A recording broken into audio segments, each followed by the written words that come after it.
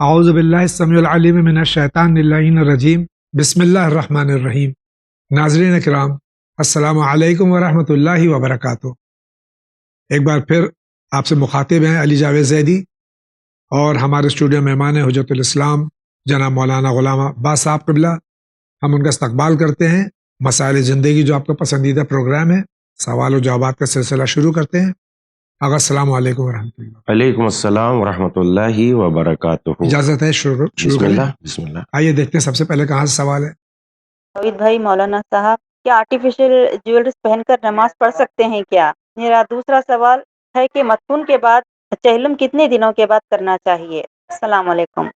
خواہر کے دو سوال ہیں کہ آرٹیفیشل جویلری پہن کے کیا خاتون نماز پڑھ سکتی ہے؟ اعوذ باللہ من الشیطان الرجیم، بسم اللہ الرحمن الرحیم۔ الحمد لأہلہ والصلاۃ علی اہلہا اما بعد فقط۔ قرآن مجید سورہ مبارکہ اعراف کی 31ویں آیت ہے، جس میں ارشاد ہوتا ہے یا بنی آدم خذوا زینتکم عند کل مسجد۔ اے اولاد آدم، ہر نماز کے وقت اور ہر مسجد کے پاس اپنی زینت اپنے ساتھ رکھو۔ تو عورتوں کے لیے بھی اور مردوں کے لیے بھی شریعت میں یہ حکم ہے کہ نماز کے لیے پاک و صاف لباس پہنے اور جو زینت ہو سکتی ہے اس کو اختیار کرے، چاہے وہ آرٹیفیشل ہو یا بناوٹی زیور ہو یا اوریجنل زیور ہو، جیسا بھی زیور ہو اس کے پہن کے عورت نماز پڑھ سکتی ہے۔ جب کسی کا انتقال ہو جاتا ہے تو تیجا 10واں 20واں مہینہ اور پھر 40واں کرتے ہیں۔ خواہر کا دوسرا سوال یہ ہے کہ کسی کے انتقال کے بعد 40واں کتنے دن پہ کرنا چاہیے، چہلم جس کو کہتے ہیں؟ دیکھیے، بات سید الشہداء کی اگر چہلم کی ہے تو وہ تو 40 دن کے بعد ہی ہوتا ہے، 40ویں دن چہلم ہوتا ہے۔ اب رہی ہمارے میت کی یا ہمارے مردوں کے ایصال ثواب کی بات، مرنے کے بعد دفن کے بعد آپ 10 دن کے بعد، 20 دن کے بعد، 30 دن کے بعد، یہاں تک کہ 50 دن کے بعد بھی کسی بھی دن آپ ایصال ثواب کر سکتے ہیں اور کوئی حرج نہیں ہے۔ شکریہ، آگے بڑھتے ہیں۔ السلام علیکم، میرا نام سید ریاض حسین جعفری، میں ناگپور شہر سے بول رہا ہوں۔ سید علی جاوید زیدی صاحب اور حجت الاسلام کی خدمت میں بہت بہت سلام۔ کچھ حج کے مسائل درپیش ہیں۔ سوال کیا ہے کہ یائسہ خاتون، بیوہ عورت، کنواری لڑکی، نابالغ بچے اور جن بچوں کا ختنہ نہ ہوا ہو، کن کن حضرات مرد اور عورت اور بچوں پر حج تمتع کے ارکان میں طواف النساء کرنا واجب ہے؟ تفصیل بتائے۔ توضیح مسائل میں یہ مسئلے نہیں ہیں۔ برادر سید علی جاوید زیدی صاحب صحیح کہتے ہیں کہ ہر گھر میں توضیح مسائل کا رہنا ضروری ہے، مگر تمام مسائل کی کفالت نہیں کرتی۔ حجت اسلام، جملہ ذوالفقی اور استثار اور دیگر کتابیں پڑھ کر جو آئے ہیں، اور اس کے علاوہ بھی کئی کتابوں کا مطالعہ ہے، ان سے درخواست ہے کہ وہ ان مسئلوں کا حل بتائیں، جواب عنایت فرمائیں۔ شکریہ، خدا۔ جن اشخاص کا انہوں نے ذکر کیا ہے ان کے لیے کیا حکم ہے؟ دیکھیے، قرآن مجید میں حج کے واجب ہونے کے سلسلے میں ارشاد ہوتا ہے حج البیت من استطاع الیہ سبیلا۔ جس کے اوپر جانے آنے کے اخراجات ہیں یا استطاعت رکھتا ہے، حج اللہ کی جانب سے ان کے اوپر واجب ہوتا ہے۔ لیکن اگر کوئی لوگ بچوں کو لے جاتے ہیں، عورتوں کو لے جاتے ہیں جن کے اوپر مثلا نابالغ بچے ہیں یا ایسا عورت ہیں کر چکی ہیں پہلے اپنی زندگی میں اپنے واجب حج ادا کر چکی ہیں، لیکن پھر بھی ایک فیملی کے ساتھ ساتھ چلی گئی ہیں، اب جو حج کرنے کے لیے گیا ہے، چاہے وہ بالغ ہو، عاقل ہو، نابالغ ہو، عورت ہو، مرد ہو، یائسہ ہو، غیر یائسہ ہو، سب پر طواف النساء واجب ہے۔ شکریہ، اگلا سوال۔ جی، میں شبنم اتراکھنڈ سے بات کر رہی ہوں۔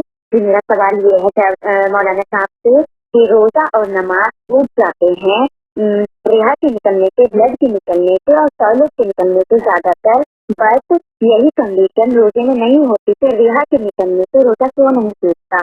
ایک سوال یہ ہے، اور ایک سوال سر یہ ہے کوئی انتقال ہو جائے کون سی دعا پڑھے، اور جب اذان ہو تو کون سی دعا پڑھے؟ خواتین۔ السلام علیکم، تھینک یو۔ جو مبتلات صلات ہیں تو یہ مبتلات صوم کیوں نہیں ہے؟ قرآن مجید میں اللہ کا ارشاد ہے یرید اللہ بکم اليسر ولا یرید بکم العسر۔ جی، خدا آپ کے لیے، ہمارے لیے آسانیاں چاہتا ہے۔ اس کا ترجمہ تو یہ ہے خدا تمہارے لیے آسانیاں چاہتا ہے، جی، خدا تمہارے لیے مشکلات نہیں چاہتا. جی چونکہ نماز جو ہے ایک مختصر سے وقت کے لیے واجب ہے، ایک مختصر سے وقت میں انجام دی جاتی ہے، اور اتنی دیر طہارت میں باقی رہنا ہر کسی کے بس کی بات ہے، لیکن روزہ ایک بڑے وقت کے لیے اللہ نے واجب کیا ہے، اور اتنی دیر اگر ریح خارج ہونے سے زبردستی روکا جائے گا تو انسان بیمار ہو جائے گا، اور بیمار ہو کے مشکلات میں مبتلا ہو جائے گا، اور خدا کا تو پہلے ہی ارادہ ہے، یرید اللہ بکم الیسر ولا یرید بکم العسر، خدا تمہارے لیے آسانیاں چاہتا ہے، خدا تمہارے لیے مشکلیں نہیں چاہتا. جی. جب انتقال ہو جائے تو کون سی دعا پڑھیں، اور جب آزان ہو تو کون سی دعا پڑھیں؟ آزان والی دعا تو سب کو معلوم ہے، بالکل عام ہے، لیکن انتقال کے لیے بات یہ ہے کہ جو وہاں پر موجود ہے حالت محتضر میں احتضار میں جو ہے سورہ یاسین، سورہ صافات اور سورہ ملک کی تلاوت کرنی چاہیے. لیکن ایک مسئلہ اس میں یہ ہے کہ اگر محتضر خود اس کو یہ یقین ہو جائے کہ میرا انتقال بہت جلدی ہونے والا ہے، یا وہ اپنی موت سے واقفیت یا اسے اگر وقت مل جائے، تو بذات خود جو مرنے کے نزدیک ہے وہ دعائے عدیلہ کی تلاوت کرے، اس کا بہت ثواب. بہت بہت شکریہ. اگلا سوال. جناب السلام علیکم، میرا نام سید اکبر حسین جعفری ہے. میرا یہ سوال ہے کہ جو لوگ امام بارگاہیں اور وقف جگہیں بیچتے ہیں ان کے لیے شرع میں کیا حکم ہے؟ خاص طور سے جو وقف شدہ جائیداد ہے، چاہے وہ مسجد کی ہو یا امام بارگاہ کی ہو یا اور کوئی بھی وقف جو کیا ہوا ہے، اس کو جو بیچ دیتے ہیں ان کا کیا حکم ہے ان کے لیے؟ ہماری شرح میں صاف لفظوں میں ہے وقف چیزوں کو بیچا نہیں جا سکتا، اور جو ایسا کر دیتے ہیں انہوں نے حرام کام انجام دیا، اور حرام کام انجام دینے والا یقینی صورت میں نجات نہیں پا سکتا. شکریہ. آپ کا کیا سوال ہے؟ السلام علیکم، میرا سوال یہ ہے کہ قیام متصل پر رکوع کیا ہے، کسے کہتے ہیں؟ اور دوسرا سوال یہ ہے کہ رکوع میں پیروں کا فاصلہ کتنا ہونا چاہیے، کم سے کم کتنا ہونا چاہیے، اور زیادہ سے زیادہ کتنا؟ جواب جلدی دیجیے گا. خدا حافظ. شکارپور سے محمد محمد عباس. صاحبزادے کے دو سوال ہیں، ایک تو رکوع کے سلسلے میں، جی. اور ایک کتنا فاصلہ ہونا چاہیے حالت نماز میں نیت کے بعد میں پیروں کا، مرد کے لیے. قیام متصل برکوع جو ہماری شرح میں نماز کے لیے واجب رکنی ہے، اسے بھولے اور بغیر بھولے چھوڑنے سے، جان بوجھ کے چھوڑنے سے یا بھولے سے چھوٹ جانے سے، دونوں صورتوں میں نماز باطل ہو جاتی ہے. بے شک. جی. اب ہم اس کو یہ سمجھیں کہ قیام متصل برکوع کس کو کہتے ہیں، یہ تھوڑا سا بہت اس کو سمجھنا بہت ضروری ہے. پہلے تو یہ ہے کہ ہم جو نماز پڑھ رہے ہیں 4 قیام واجب ہیں. جی. پہلا قیام جو ہے تکبیرۃ الاحرام کے لیے قیام ہے، دوسرا قیام جب ہم قرات میں ہے تب قیام ہے، تیسرا قیام یہی متصل برکوع، رکوع ہے. جی. اور چوتھا قیام رکوع سے واپس آنا قیام کی صورت میں. یہ 4 قیام واجب ہیں. لیکن قیام متصل برکوع ابھی ہم قرات کر رہے ہیں تو ہم قیام میں ہیں، جی. اور جب ہم رکوع میں جا رہے ہیں تو اسی ذکر کو کر رہے ہیں. اسی ذکر کر رہے ہیں، رکوع میں جا رہے ہیں تو جی. اسی کو قیام متصل برکوع کہتے ہیں. لیکن ابھی چونکہ ہم خود ہی اس کی قیام کی حالت میں ہے تو نہ ایک لمحے کا وقفہ کرنا، بلکہ یہ قیام متصل برکوع ہی ہے. اس کا فائدہ کب نظر آئے گا وہ میں آپ کی خدمت میں واضح کر دیتا ہوں. اس کا فائدہ اس وقت یہ ہے کہ مثلا مثال کے طور پر ہم رکوع بھول کے سجدے میں جا رہے ہیں، اور رکوع سے پہلے یعنی سجدے میں جانے سے پہلے حالت رکوع میں ہی ہمیں یاد آ جاتا ہے کہ ہم رکوع بھول جاتے ہیں. جی. اب اگر ہم نے یہ کیا کہ ہم وہیں رکوع میں چلے گئے تو نماز صحیح نہیں ہے. جی. ہم سیدھے واپس آئیں گے، قیام کی حالت میں آئیں گے. اس کو قیام متصل برکوع کا فائدہ یہ پہنچے گا، اور پھر ہم رکوع کریں گے تو یہ قیام متصل برکوع ہے. جی. دوسرا جو صاحبزادے کا سوال ہے وہ یہ ہے کہ رکوع کی حالت میں پیروں کے درمیان میں کم سے کم اور زیادہ سے زیادہ کتنا فاصلہ ہو سکتا ہے. شرع امامیہ میں یا یہ کہیے کہ مذہب حقہ میں جو پیروں کا فاصلہ ہے وہ کم سے کم 3 انگشت کے برابر ہو سکتا ہے، اور زیادہ سے زیادہ 1 بالش کے برابر. شکریہ. اگلا سوال. السلام علیکم ورحمۃ اللہ وبرکاتہ. میں آپ سے اپنے ایک غلطی کے بارے میں مشورہ کرنا چاہتی ہوں. مجھے اور میرے شوہر میں کچھ بغض ہوئی، اس کارن میرے شوہر نے مجھے کہا اتنا ہی ایسا ہے تو آپ اپنے مائکے جا کے رہو، یہاں سے چلے جاؤ. تو ہم نے غصے میں کہا کہ ٹھیک ہے، اتنا ہی مائکے جانے کا آپ بولتے ہیں تو مجھے آپ چھوڑ دیجئے. اور ہم نے بڑی چیز کی قسم غصے میں دے دی اور کہا کہ مجھے طلاق دے دیجئے. اس کے لیے مجھے کیا کرنا چاہیے؟ کفارہ نکالنا چاہیے، کیا کرنا چاہیے، یا کوئی سورہ پڑھ کے معافی مانگنی چاہیے؟ الحمدللہ مذہب اہل بیت علیہ الصلوۃ والسلام میں مسئلہ طلاق جو واضح ہے، جیسا قرآن میں ذکر ہے ایسے ہی بالکل. بالکل. اب جو انہوں نے یہ غصے میں یہ کہہ دیا کہ میں کہ چلی جاؤں گی، اور شوہر نے کہا چلی جاؤ، میں نے کہا مجھے چھوڑ دو، تو اس کے لیے کیا ان کو کفارہ دینا پڑے گا؟ دیکھیے، پہلی بات تو یہ ہے کہ مذہب اہل بیت علیہ السلام میں قسم کھانے کا تو تصور ہے، جی قسم دینے کا تصور نہیں جی ہے. جی مثلا کوئی یہ کہے کہ میں نے آپ کو قسم دے دی کہ آپ میری قضا نماز جتنی بھی ہے وہ پڑھ دیجئے، تو کیا مجھ پہ یہ واجب ہو جائیں گی؟ بالکل نہیں. تو اسلام میں قسم کھانے کا تو تصور ہے، جی قسم دینے کا کوئی تصور نہیں. پھر دوسری بات یہ ہے کہ قسم دینے کا تصور بھی اگر شرعی اعتبار سے آپ دیکھا جائے تو اللہ نے قسم میں جو حروف قسمیہ ہے وہ 3 ہے، واو ہے، جی بے ہے اور تے ہے. جی اگر ان الفاظ کے ساتھ قسم کھائی جاتی ہے تو پھر یہ قسم شرعی ہو جائے گی، جی اور قسم شرعی کا کفارہ ہے. ویسے باقی آپ کسی بھی چیز کی قسم کھاتے رہیں اس کا کوئی کفارہ، آپ کے سر کی قسم، آپ کے سر کی قسم، اس کی کوئی حیثیت ہی نہیں ہے. اگر اس میں جو ہے عقیدہ و ایمان نہ ہو یا نیک فکر نہ ہو تو پھر اس کی کیا حیثیت ہے؟ قرآن نے ایسے لوگوں کو جن کی نیک فکر نہیں ہے ان کو کلنام بلہم اضل سبیلا جیسی بات کہی ہے، مثل جانوروں کے ہیں بلکہ اس سے بھی زیادہ بدتر ہیں.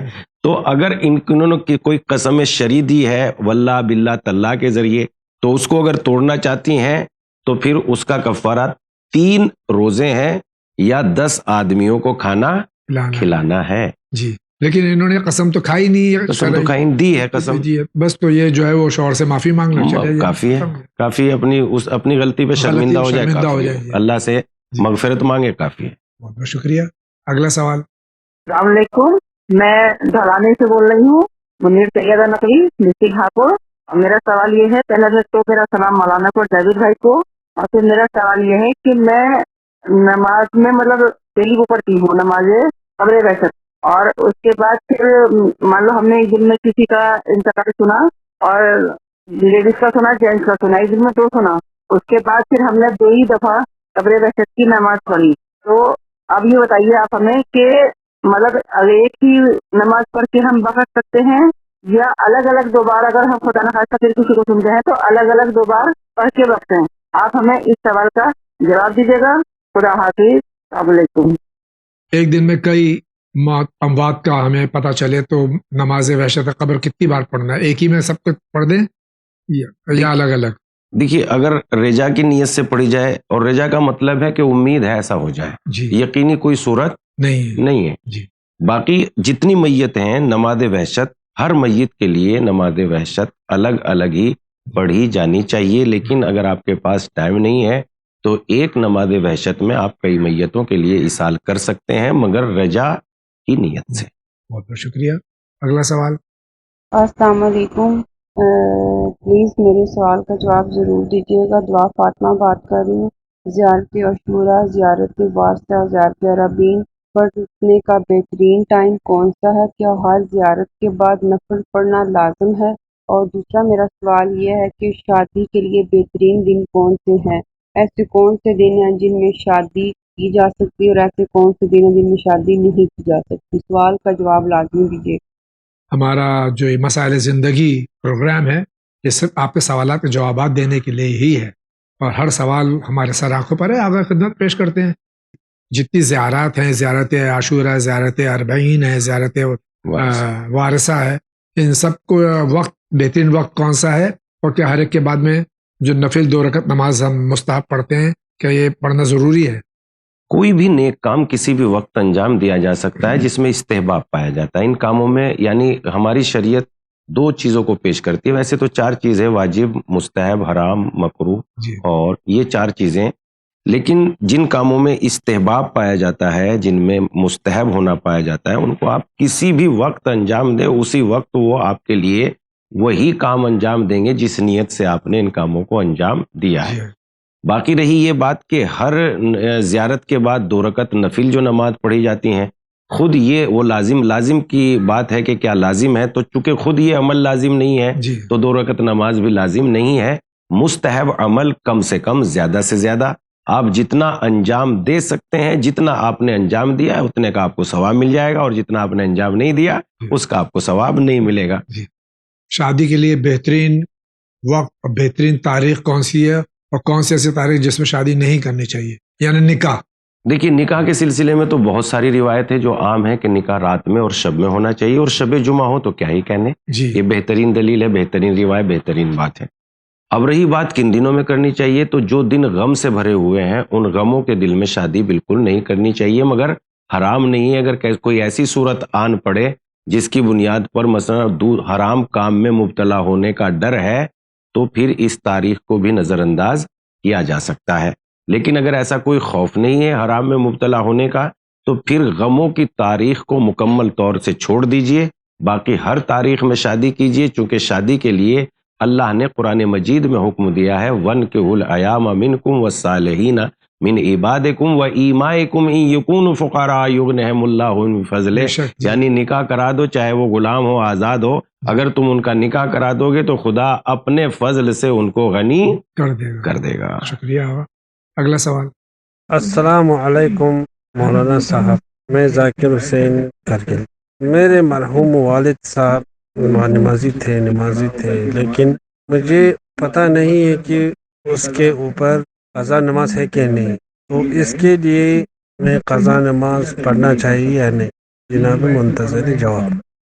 بقول ہمارے بھائی کے ان کے والد نمازی تھے اور ان کے علم میں نہیں کہ شاید ان کی کوئی نماز قضا ہے یا نہیں ہے، تو اس حالت میں ان کو کیا کرنا چاہیے؟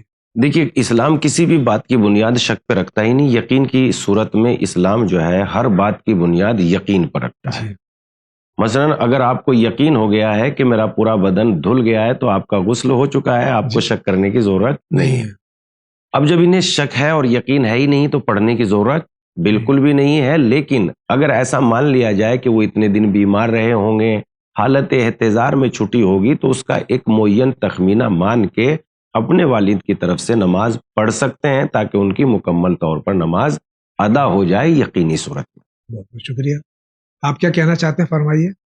السلام علیکم جائز دیا اور مولانا صاحب، میرا ایک سوال ہے، کیا کربلا میں حضرت علی کے اور بھی کوئی بیٹے تھے حسن کے بغیر؟ اگر ہے تو ان کے مہربانی کر کے نام بتا دیجیے. شکریہ. کربلا محلہ میں عاشور کے دن سید الشہداء امام حسین علیہ السلام اور ان کے اصحاب اور ان کے خانوادے کی جو قربانی عظیم قربانی ہوئی ہے، تو ہمارے بھائی پوچھ رہے ہیں کہ اولاد علی میں امام حسین کے علاوہ اور کون کون تھا؟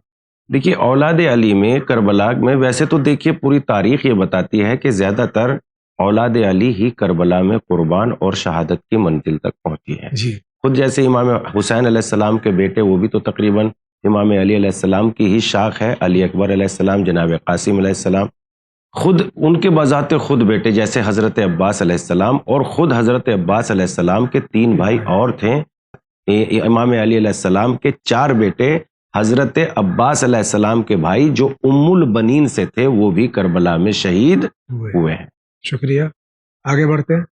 میں بنگلور سے آیات اللہ شیخ بول رہا ہوں. میرا یہ کوشچن ہے، میں نیا ایک بزنس چالو کیا، اس میں میرے کو کیسا اوپر والے سے کیسا میرے کو برکت ملے گا، اس کا حساب سے میرے کو تھوڑا جانکاری چاہیے تھا. تو اس حساب سے میرے کو کیا بولو، وہ تھوڑا دعا کون سا پاس کرنا کیا ہے وہ تھوڑا جانکاری چاہیے تھا تاکہ میرا دکان میں، میرا گھر میں برکت آئے، میرا بیوی بچہ سلامت رہے. اس کے لیے میں کال کیا تھا. تو ٹھیک ہے، اللہ حافظ. بنگلور سے آیت اللہ صاحب کا سوال ہے، پوچھ رہے ہیں کہ بھائی ان کے کاروبار میں برکت نہیں ہے اور ان کے گھر میں جو ہے وہ پریشانی ہے، تو ان کو کون سا وظیفہ کرنا چاہیے؟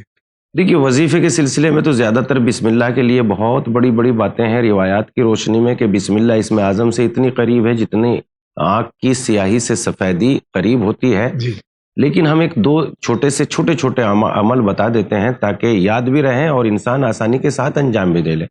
ایک تو جتنا ہو سکے سورہ قدر کی تلاوت کریں. انا انزلناہ فی لیلۃ القدر کی زیادہ سے زیادہ جتنی ہو سکے تلاوت کریں.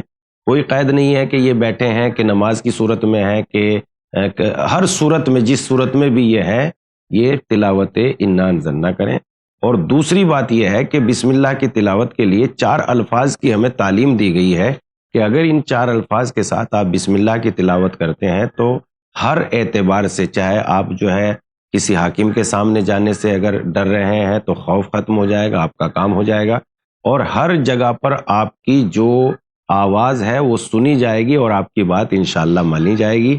وہ یہ ہے کہ بسم اللہ کی تلاوت آپ ایسے کیجئے: بے حق بسم اللہ الرحمن الرحیم، بے عظمت بسم اللہ الرحمن الرحیم، بے برکت بسم اللہ الرحمن الرحیم، بے نور بسم اللہ الرحمن الرحیم.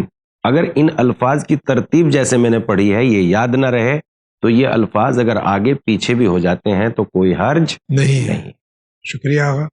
آپ کیا کہہ رہے ہیں، فرمائیے. السلام علیکم مولانا صاحب اور جاوید بھائی.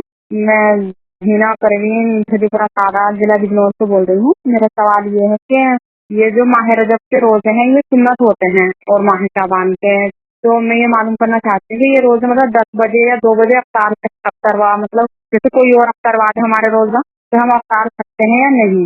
آپ یہ بتا دیجیے. مطلب 10 بجے تک ہم رکھ سکتے ہیں یہ روزے یا نہیں، یا پورے ہی دن کے رکھے جائیں گے؟ خدا. یہاں سے اکثر علماء نے ایک بات یہاں واضح کر دی ہے کہ جن کے ماہ مبارک یا رمضان کے روزے قضا ہیں وہ مستحب روزے نہیں رکھ سکتے. جی یہ اس میں ایک شرط ہے. ابھی ہماری بہن کا سوال ہے کہ جو مستحب روزے اگر واجب روزے قضا نہیں ہیں، منت کے یا نظر کے یا ماہ مبارک یا رمضان کے، تو یہ جو مستحب روزے ہیں ماہ رجب ماہ شعبان میں، یہ اگر کسی نے کھلوا دیا کسی وقت بھی تو کیا یہ صحیح ہے؟ کسی بھی وقت کھولا جا سکتا ہے اور کھلوانے والے کو بھی اور کھولنے والے کو بھی دونوں کو مکمل ثواب ہے. بہت بہت شکریہ. اگلے سوال کی طرف بڑھتے ہیں. السلام علیکم، میں بانا بات کر رہی ہوں دہلی سے. مجھے یہ جاننا ہے کہ میری بہن کا رشتہ نہیں ہو رہا ہے، اب رشتہ آتا ہے اور ٹوٹ جاتا ہے. 10 سالوں سے ہم پریشان ہیں، رشتہ دیکھ رہے ہیں، تو اس کے لیے کوئی دعا بتائیں. السلام علیکم. یہاں مختلف علماء کرام نے اس سلسلے میں گفتگو کی ہے، سوالات کے جوابات دیے، لیکن یہ مسئلہ ہے اور عام مسئلہ ہو رہا ہے ہمارے معاشرے میں. ان کی بہن کے رشتے آتے ہیں، ٹوٹ جاتے ہیں اور کہیں شادی نہیں ہو پا رہی ہے. ان کو کیا کرنا چاہیے؟ روایت میں یہ آیا ہے، ہمارے ائمہ علیہ الصلوۃ والسلام سے روایت ہے کہ اگر کوئی ایسی نوبت آ جائے کہ رشتہ ہو نہیں رہا ہے یا مل نہیں رہا ہے، یا جو لوگ اس سلسلے میں پریشان ہیں ان کو یہ کرنا چاہیے کہ سورہ مبارکہ ناس 7 مرتبہ پڑھیں، سورہ مبارکہ فلق 7 مرتبہ پڑھیں، سورہ مبارکہ اخلاص یعنی توحید قل هو اللہ احد 71 مرتبہ پڑھیں، اور سورہ مبارکہ طٰہٰ 2 مرتبہ پڑھیں، اور اس کو پڑھ کے کسی پانی پر دم کر لیں اور اس سے جو ہے نہا لیں، غسل کر لیں، تو انشاءاللہ جو ہے رشتہ ملے گا. اور اس کے علاوہ جو ہے سورہ بقرہ کی 74ویں آیت، اس کو بھی جو ہے اسی طریقے سے لکھ کے پانی پہ پڑھ کے دم کر لیں، اور شب جمعہ مغرب سے پہلے اس پانی میں ڈال کے اس سے غسل کر لیں، انشاءاللہ ایسا ضرور ہوگا. اور اس کے بعد آیت اللہ بہجت کا یہ فرمان ہے کہ وہ لڑکیاں جنہیں مناسب رشتہ درکار ہے یا رشتے کی خواستگار ہیں، ان کو چاہیے کہ وہ نماز جعفر طیار پڑھیں. نماز جعفر طیار پڑھنے سے رشتہ بہت جلدی مناسب اور حسب خواہش ہو جاتا ہے. بہت شکریہ. اگلا سوال. السلام علیکم جاوید بھائی، مولانا صاحب کو سلام پیش کرتے ہیں. میرا سوال یہ ہے، مولانا صاحب سے پوچھنا یہ ہے کہ ہم سے میرے لڑکے نے پوچھا کہ ذرا یہ بتائیے کہ آج کل جو لوگ کر رہے ہیں ہیکنگ کا، وہ زیادہ شرع میں خراب ہے یا سود چلانا خراب ہے؟ یعنی سود حرام ہے یا ابھی ہیکنگ جو کر رہے ہیں وہ حرام ہے زیادہ؟ تو میرے پاس تو اس کا جواب نہیں، ہم کو معلوم بھی نہیں ہے، اس لیے آپ لوگ عالم دین ہیں، آپ بہتر جانتے ہیں. رہ گیا کہ آج کل جو یہ لوگ کر رہے ہیں اور ان سے پھر نظر و نیاز، مجلس ماتا، فاتحہ درود یہ سب کر رہے ہیں، تو کیا یہ ہیکنگ کے پیسے سے جائز ہے؟ اور اگر نہیں ہے، آپ یہ کہیں گے کہ آپ کو کیا پتا کہ وہ حرام کی روزی سے کرے یا حلال کی؟ اگر حلال کی روزی کما رہے تو پھر اس کی حرام کی روزی کی طرف جانے کی ضرورت ہی نہیں ہے. لہذا آپ اس بات پر وہ کریں اور کریں کہ آخر کون سی چیز حرام زیادہ ہے، اور اللہ سے دعا کریں کہ پروردگار اس سے سب کو بچائے، کل مومنین و مومنات کو بچائے. آپ سے یہی دعا ہے، سب کو گناہوں سے پروردگار بچائے. اس لیے کہ جب ہم مجلس میں جاتے ہیں تو ہم تبرک لیتے ہیں، اور اس کے بعد عجیب سا دل و دماغ میں یہ پیدا ہوتا ہے کہ یہ تو ڈائریکٹلی وہی سب کو ہی جانے عام ہو رہا ہے، لیکن لینے میں ہم کو کراہیت سے محسوس ہوتی ہے. اس کا جواب آپ دیں، بہت بڑی مہربانی ہوگی. یہ بھی بارہا اس کا جواب یہاں سے دیا جا چکا ہے کہ اگر ہمیں علم نہیں ہے کہ کسی کے پاس جو ہے وہ مخلوط آمدنی ہے، مال حرام ہے، مال حلال بھی ہے، تو اس کے نظر و نیاز میں جانا کیسا ہے؟ دیکھیے جس کے بارے میں یہ پتہ نہیں کہ اس کی کل آمدنی حرام کی ہے تو اس کے یہاں نظر و نیاز میں جانے کی کوئی وہ چلے جائیں تو کوئی حرج نہیں ہے، کیونکہ ہمیں نہیں معلوم کہ اس نے جو ہے کون سی مال سے کیا ہے، اور زیادہ تر لوگ جو عقیدہ ہمیں بتاتا ہے وہ یہی ہے کہ نظر و نیاز ان تمام باتوں کو زیادہ سے زیادہ پاک و صاف اور جائز مال سے ہی انجام دینے کی کوشش کرتا ہے۔ لیکن اگر کوئی آدمی ایسا کرتا ہے کہ وہ سود کا کاروبار کرتا ہے، سود کے کاروبار کی مکمل طور سے مخالفت کی گئی ہے اور بالکل بھی جائز نہیں ہے، لیکن اس کا پورا مکمل کاروبار حرام کا ہے، تو پھر نظر و نیاز کے نام پہ وہ چیز جائز نہیں ہو سکتی اور اس کا کھانا بھی صحیح نہیں ہے۔ بہت بہت شکریہ۔ اگلا سوال۔ السلام علیکم مولانا صاحب، میرا سوال یہ ہے، میرے شوہر نے شادی کی ہے میرے سے بنا پوچھے اور مجھے بنا طلاق دیے اور میرے بچوں کا خرچہ بھی نہیں دیا، تو کیا وہ شادی جائز ہے؟ انہوں نے دوسری شادی کی ہے، بچوں کو خرچہ نہیں دیا ہے، نہ ان کا حق دیا ہے، تو دوسری بیوی کرنے سے کیا وہ شادی جائز ہے؟ بس مجھے اس کا سوال کا جواب دیجیے۔ السلام علیکم۔ ان کے سوال کے دو پہلو ہیں۔ جی، پہلا سوال تو یہ ہے کہ شوہر نے بغیر ان کی اجازت کے دوسری شادی کر لی، وہ جائز ہے یا نہیں جائز ہے؟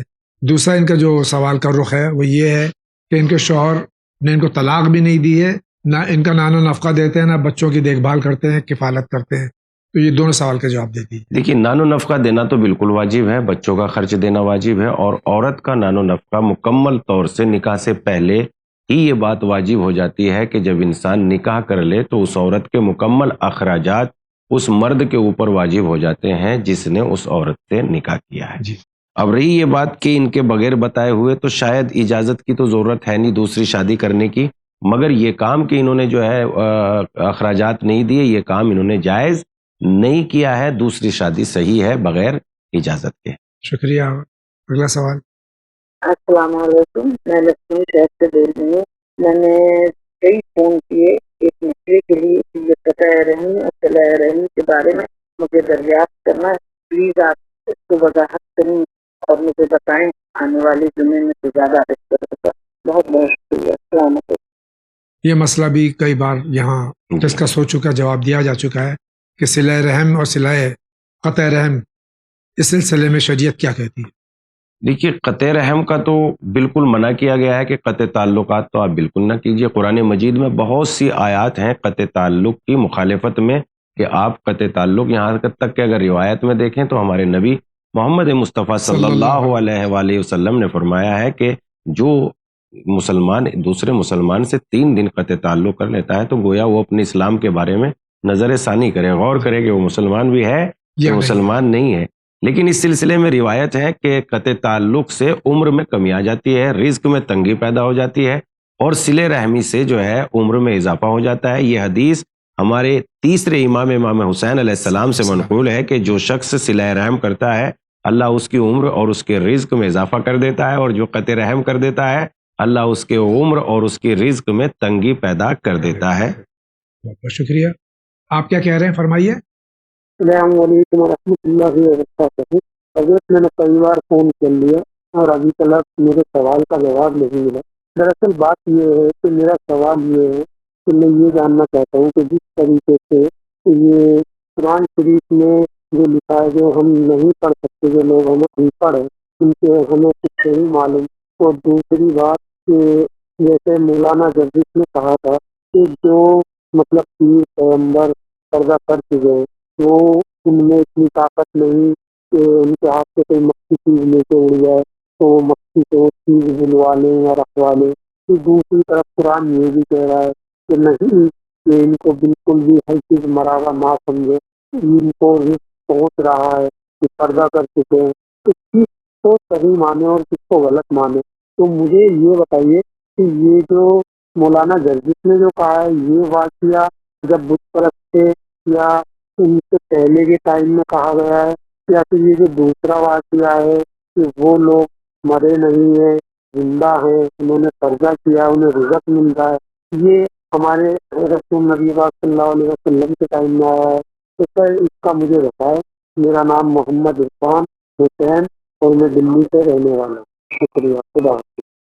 یہ جو ہے فرما رہے ہیں دہلی سے کہ جو اولیاء اللہ ہیں یا انبیاء علیہ الصلوۃ والسلام ہیں، یہ ان کے بارے میں جو کسی نے بیان کیا ہے وہ صحیح ہے یا قرآن کی جو آیتیں ہیں 2 آیتیں ہیں لا تحسبن الذین وغیرہ جی ان میں سے کون سی صحیح ہے بات؟ دیکھیے بات یہ ہے کہ انہوں نے جو پوچھا ہے کہ صاحب جو پیر پیمبر ہیں کیا ان سے جو ہے مخفی چیزوں کے بارے میں سوال کیا جا سکتا ہے، تو اس کا جواب یہ ہے کہ جو دنیا میں خداوند عالم کے نزدیک معتبر ہے اور محترم ہے، جی خود احترام کا تعلق قرآن مجید میں ہے، سورہ مبارکہ اعراف میں جہاں یہ بات آتی ہے کہ تم اللہ کے رسول کی اتباع کرو، جو ان لوگوں جو رسول کی اتباع کرتے ہیں جو امی ہے، جس کا تذکرہ توریت میں ہے، زبور میں ہے، انجیل میں ہے، پھر قرآن یہ کہتا ہے پس تم اس پیغمبر کی عزت کرو، وہ عزرو ہو اور اس کی نصرت کرو۔ تو پیغمبر کا احترام قرآن مجید کی روح سے ہر زمانے میں لازم اور واجب ہے۔ جی تو جنہیں خداوند عالم نے اس دنیا میں احترام بخشا ہے، اسے انہیں خداوند عالم کی نگاہ میں وہ ہر جہان میں خدا کی بارگاہ میں اور ہر زمانے میں خدا کی بارگاہ میں معتبر ہے اور محترم ہے۔ جی اور محترم کا تعلق ہم دنیا میں بھی جان سکتے ہیں کہ اگر کسی بڑی ہستی کی نگاہ میں ہم کوئی احترام رکھتے ہیں اور اس سے اپنی بات کچھ کہہ کے منوانا چاہتے ہیں تو وہ ہمارے احترام میں ہماری بات کو رد نہیں کرتا۔ اس طریقے سے خداوند عالم کی بارگاہ میں جو نبی ہیں، اولیاء اللہ ہیں، وہ خدا کی نگاہ میں محترم ہیں، اور جب خدا محترم بندے خدا سے کچھ کہتے ہیں تو خدا رد ان نہیں کی کرتا، دعاؤں کو رد نہیں نہیں کرتا۔ کرتا۔ شکریہ۔ اگلا سوال۔ السلام علیکم، میرا سوال یہ ہے، میں بھاگلپور بہار سے بول رہا ہوں۔ جب نماز ہوتی ہے تو امام صاحب جو قرات کرتے ہیں تو اس کو صرف سننا ہے یا اپنا بھی الحمد پڑھنا ہے اور سورہ پڑھنا ہے؟ وہ امام صاحب اپنا پڑھیں گے اور ہم اپنا پڑھیں گے یا صرف امام صاحب پڑھیں گے تو ہم سنیں گے؟ السلام علیکم۔ نماز جماعت میں جب قرات ہو رہی ہے تو اس وقت میں خاموش رہنا ہے یا امام کو سننا ہے؟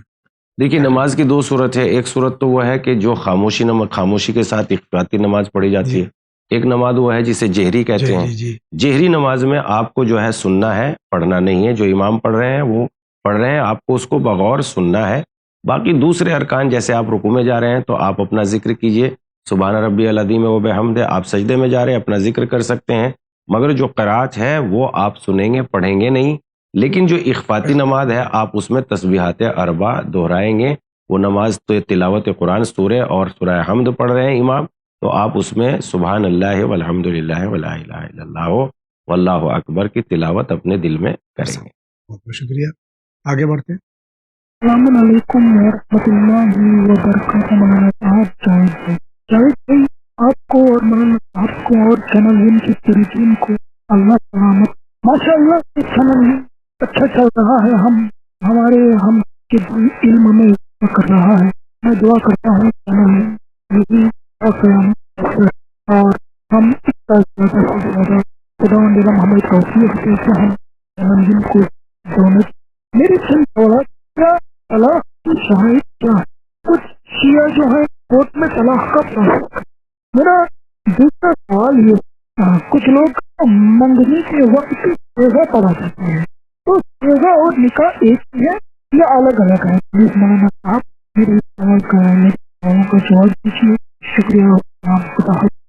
جہاں تک طلاق کا مسئلہ ہے تو فقہ جعفریہ میں مذہب اہل بیت علیہ الصلوۃ والسلام میں وقت طلاق 2 عادل گواہ کا ہونا ضروری ہے۔ لازمی ہے۔ آپ حکومت کے یا سرکاری کورٹ میں طلاق لے لیں، سرکاری طور سے لے لیں، وہ ایک الگ مسئلہ ہے، لیکن جب تک کہ شرعی طلاق نہیں ہوگی تو کیا طلاق ہو جاتی ہے کورٹ کے ذریعے؟ دیکھیے کورٹ میں بھی وہی جو لفظ جو آپ نے استعمال کیا ہے کہ اگر کورٹ میں بھی شرعی طلاق ہو رہی ہے تو کورٹ میں بھی طلاق ہو سکتی ہے، جی۔ لیکن اگر شرعی نہیں ہو رہی ہے، آپ ایف آر آئی وغیرہ سے بچ رہے ہیں یا کسی اور دوسری سے بچنے کے لیے آپ جو ہے کورٹ میں طلاق کرا رہے ہیں، تو پھر اس کے لیے جس طریقے سے نکاح کے لیے صیغہ نکاح کا پڑھا جانا ضروری ہے، اسی طریقے سے طلاق کے لیے بھی صیغہ طلاق کا جاری کرنا ضروری ہے، اور یہ بھی 2 عادل گواہوں کے ساتھ، اور اس کے ساتھ ساتھ عورت اس نجاست تو کہیے یا اس چیز سے اس حالت میں نہ ہو جس میں وہ ہر مہینے 3 دن 5 دن یا 7 دن رہتی ہے۔ جب عورت اس حالت سے پاک ہو جائے، اس حالت میں طلاق نہیں ہو سکتی، جب اس حالت سے پاک ہوگی اسی میں صیغہ طلاق 2 عادل گواہوں کے سامنے جاری کیا جائے گا۔ دوسرا ان کا یہ کہ جو رسم امام ضامن یا جس کو منگنی کہتے ہیں اس میں جو صیغہ پڑھا جاتا ہے اس میں اور نکاح میں کیا فرق ہے؟ صیغہ نکاح اس میں اور سگائے نکاح میں فرق یہ ہے کہ نکاح کی دو صورتیں ہیں جی. ایک جو ہے دائمی اور دوسرے غیر دائمی. غیر دائمی آج کا جو زمانہ اور معاشرہ ہے اس میں جو ہے پہلے کے جیسے زمانے تو ہے نہیں کہ پتہ بھی نہیں، دیکھا بھی نہیں، سنا بھی نہیں کون کہاں ہے.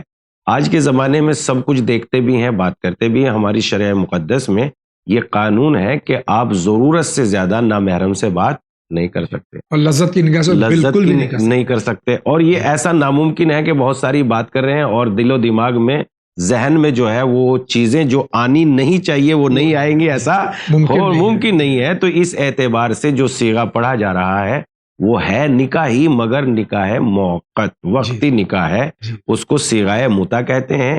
اور جو دائمی نکاح پڑھا جاتا ہے وہ ہمیشہ ہمیشہ کے لیے ہے، اس کو عقد دائمی کا نام دیا جاتا ہے. بات دونوں الفاظ دونوں میں ایک جیسی ہے، اس میں مدت معلوم کہا جاتا ہے اور اس میں جو ہے معین المدت کہا جاتا ہے. ٹھیک، اس اعتبار سے بات دونوں ایک ہی ہے، ایک وقتی ہے اور ایک دائمی ہے. شکریہ. اگلا سوال. السلام علیکم. میں جاننا چاہتا ہوں کہ امام زمانہ جب آئیں گے تو کون سی دنیا میں آئیں گے، کس سے کہ 7 آسمان اور 7 زمین کے بارے میں بتایا جاتا ہے کہ 7 دنیا ہے. کیا جس دنیا میں ہم لوگ جی رہے ہیں اسی دنیا میں امام زمانہ آئیں گے کہ کوئی اور دنیا میں آئیں گے؟ خدا حافظ. السلام علیکم. امام کا مطلب یہ ہوتا ہے لیڈر، رہنما، آگے چلنے والا. تو 7 آسمانوں پہ اور 7 پاتال میں جو ہے امام کا کام، ہر جگہ کے امام ہے وہ، لیکن بہرحال ہمارے لیے امام ہے.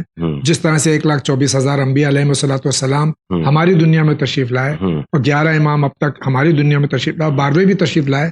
اب غیبت میں تو وہ اسی دنیا میں آئیں گے کہ یا کسی اور دنیا میں جائیں گے؟ دیکھیے، جو 7 زمین اور 7 آسمانوں کا انہوں نے تذکرہ کیا ہے، قرآن مجید اس بات کی تائید کرتا ہے کہ 7 زمینیں ہیں اور 7 آسمان ہیں.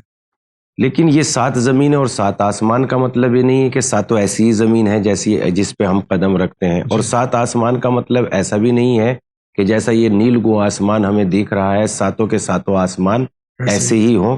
بلکہ اللہ نے جو قرآن مجید میں آسمانوں کی بات کی ہے سقفم محفوظہ، ہو سکتا ہے بہت ساری کہکشاؤں کو آسمان کی صورت میں بیان کیا گیا ہو. اسی طریقے سے زمین کے تہبہ تحت جو طبقے ہیں ان کو 7 زمینوں میں بیان کیا گیا، جیسے کہ قرآن مجید میں ارشاد ہوتا ہے وہ الی الارض کیف سطحت، تم زمین کی طرف دیکھو اس کو ہم نے تہبہ تہ بنایا ہے. تو اس مسئلے کو سمجھنے کے لیے ابھی عقل حیران ہے کہ 7 زمین اور 7 آسمان کی کیفیات اور کیا ہے، اس کو عقل جو ہے ابھی درک نہیں کر پا رہی، مگر قرآن نے یہ بات کی ہے. یہ 7 زمین اور 7 آسمان اسی جہان میں ہے جس جہان میں ہم زندگی گزار رہے ہیں. اور روایات کے اعتبار سے ہم نے یہ دیکھا ہے، پڑھا ہے کہ جب تک حجت خدا، ہر زمانے میں حجت خدا زمین و آسمان کے درمیان میں رہی ہے، اور جس دن یہ زمین و آسمان کے درمیان میں حجت خدا نہیں ہوگی تو زمین آسمان بھی باقی نہیں رہیں گے. تو زمین و آسمان کا باقی ہونا یہ اس بات کی دلیل ہے کہ حجت خدا اسی دنیا میں موجود ہے، اور جب اسی دنیا میں موجود ہے تو آئیں گے بھی اسی دنیا میں انشاءاللہ تعالی. بہت بہت شکریہ. اگلا سوال. میں علی گڑھ سے بول رہی ہوں. مولانا کو جاوید بھائی کو السلام علیکم. امریکہ میں میرے بھائی نے بتایا تھا کہ مولانا نے کہا سورہ فاتحہ زندہ لوگوں کے لیے بھی پڑھی جا سکتی ہے. جب ہم ان کو شکریہ کہنا چاہیں یا ان کے حق میں دعا کرنا ہو تو ایسا کر سکتے ہیں، کیا یہ صحیح ہے؟ اور 2 رکعت نماز ہدیہ میں کیا بہت سارے لوگوں کے نام لیے جا سکتے ہیں؟ دوسرا تھا 83 سال کی عمر ہے میری، اور میں کیا قرآن پاک اس کے پورے بغیر وضو کے پڑھے جا سکتے ہیں؟ اور دوسرا سوال یہ ہے کہ کیونکہ مجھے آرتھرائٹس کے شدید مرض ہے اور میری عمر بھی زیادہ ہے، تو وہ یہ دل کا مرض ہے اور میں بیٹھ کر نماز پڑھتی ہوں، زیارت عقیقہ دیگر زیارت پڑھتی ہوں، تو کیا کبھی کبھی بیٹھ کر زیارت پڑھ سکتی ہوں؟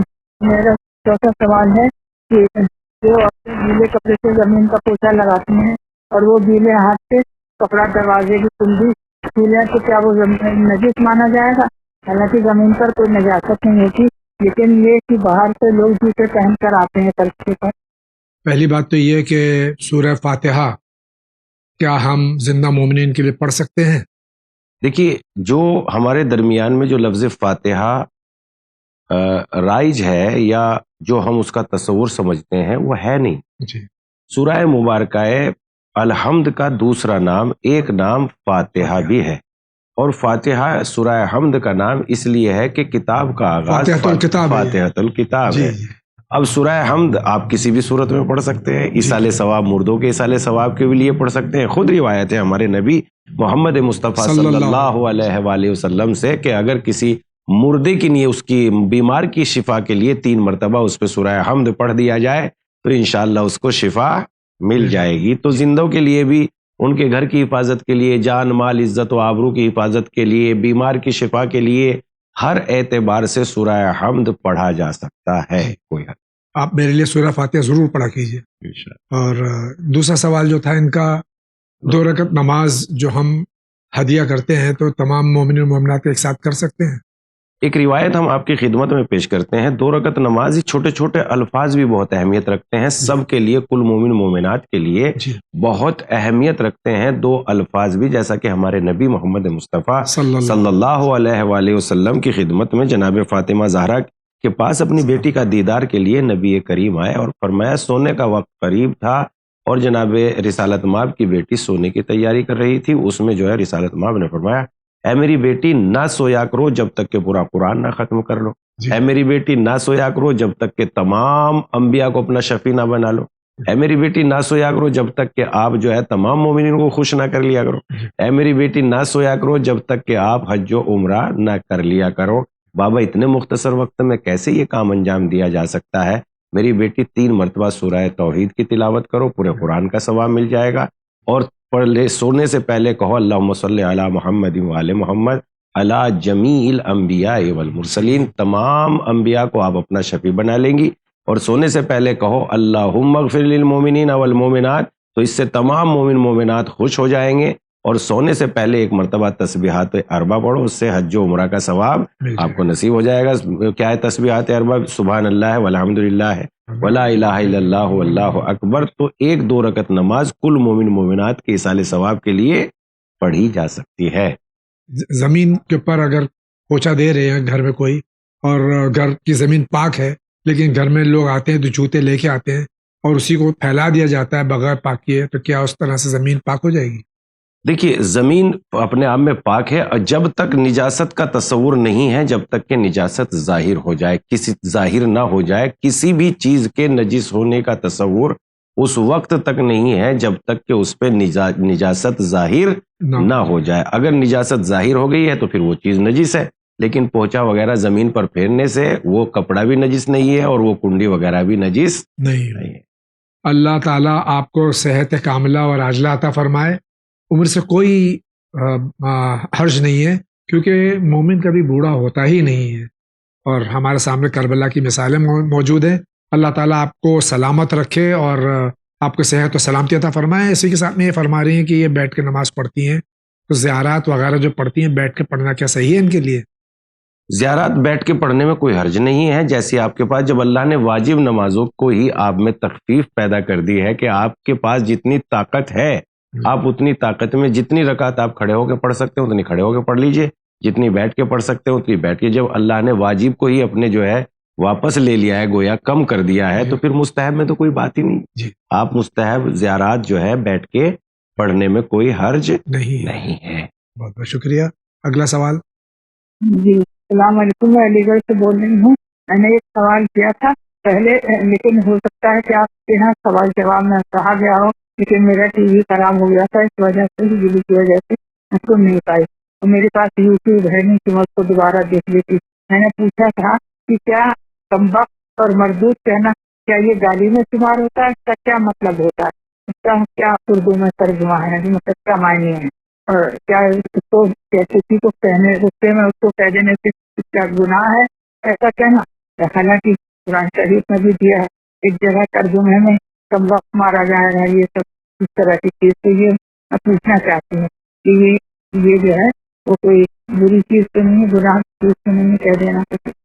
یہ فارسی زبان کے الفاظ ہیں، خوش بخت، کم بخت، جی عربی کے نہیں ہیں۔ جی یہ اکثر مائیں جو ہیں اپنے بچوں کو کم بخت کہہ دیتی ہیں، جی تو کیا یہ گالی ہے؟ اور مردود اس کے کیا معنی ہے؟ مردود کے معنی تو راندہ درگاہ ہے، یعنی راندہ راندہ درگاہ ہے۔ جیسے یہ اس وقت استعمال ہوا جب ابلیس نے پروردگار عالم کی مخالفت کی اور جناب آدم کو سجدہ نہیں کیا تو گویا وہ راندہ درگاہ ہو گیا، پروردگار عالم کی بارگاہ کا مردود قرار پایا۔